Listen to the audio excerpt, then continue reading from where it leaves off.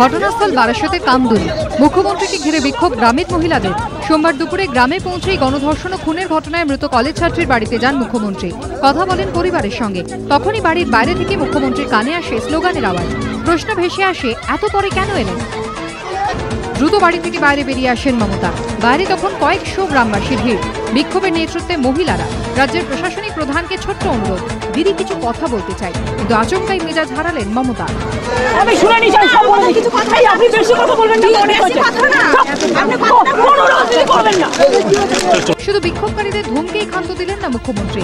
দাবি করলেন কামদুনি কাণ্ডে অভিযুক্তরা সিপিএম ঘনিষ্ঠ ছিল। যারা ধরা পড়েছে তারাও কিন্তু সিপিএম এর সাথেই দীর্ঘদিন সিপিএম এর একদম সাপোর্টে ছিল এরা। এদিনই প্রথম নয়, দোষীদের শাস্তির দাবিতে এর আগেও সরব হয়েছে গোটা কামদুনি। কিন্তু জননেত্রী মমতাকে ঘিরে বিক্ষোভের এই ছবি পরিবর্তনের বাংলায় কিছুটা বেমানান বলেই মনে করছে রাজনৈতিক মহল। গার্ডেন রিচ কাণ্ডে নিহত পুলিশ অফিসার তাপস চৌধুরীর বাড়িতে ঘটনার দুদিন পরে গিয়েছিলেন মুখ্যমন্ত্রী। কামদুনির ক্ষেত্রেও সেটা বেড়ে 10 দিন। ক্ষোভটা কি নেহাতি অমূলক? শুধুই রাজনীতি বলে কি ক্ষোভ চাপা দেওয়া সম্ভব? প্রশ্ন তৈরি হয়েছে রাজনৈতিক মহলে। সিপিএম এর লজ্জা করে না এগুলো নিয়ে রাজনীতি করতে? আমি সরি টু সে সিপিএম যেভাবে রাজনীতি করে। বারাসতে গণধর্ষণ করে কলেজ ছাত্রকে খুনের ঘটনায় সিপিএম যোগের দাবি করলেন মুখ্যমন্ত্রী। ঘটনার 10 দিন পরে সোমবার কামদুনিতে গিয়ে গ্রামবাসীদের বিক্ষোভের মুখে পড়ে মেজাজ হারান মুখ্যমন্ত্রী। গ্রামবাসীদের ধমক দিয়ে বলেন, বারাসত কাণ্ডে ধৃতরা সিপিএম এর। যদিও মৃতের পরিজনরা আগেই দাবি করেছিলেন মূল অভিযুক্ত আনসার আলী মোল্লা তৃণমূলের লোক।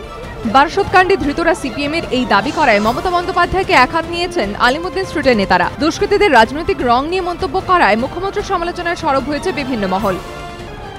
রাজনৈতিক মহলে মত, বারাসত কাণ্ডে ধৃতরা সিপিএম এর এই মন্তব্য করে এদিন নতুন বিতর্ক উস্কে দিলেন মুখ্যমন্ত্রী।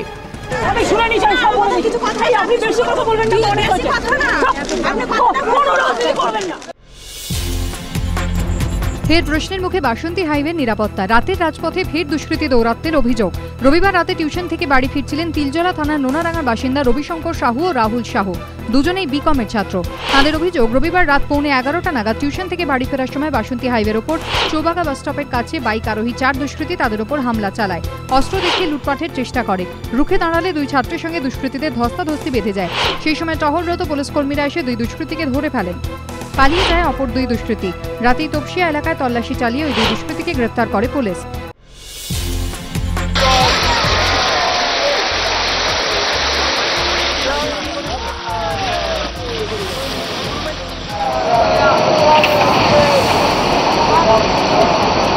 উত্তরাখণ্ডের চারিদিকে এখন শুধুই জলছবি, বিপর্যস্ত জনজীবন। কেদারনাথের রামবাড়ায় মেঘ ফেটে বৃষ্টি। তীর্থযাত্রী সহ নিখোঁজ অন্তত 50 জন। বদ্রীনাথ সহ বিভিন্ন জায়গায় ধস নেমে আজকে প্রায় 20,000 মানুষ। তাদের মধ্যে বহু বাঙালি পর্যটক রয়েছেন। হেমকুণ্ডে গিয়ে আজকে পড়েন হরভজন সিংহ। পরে অবশ্য তাঁকে উদ্ধার করেন জওয়ানরা। উত্তরকাশীতে জলের তোড়ে ভেসে গিয়েছে 4টি বাড়ি।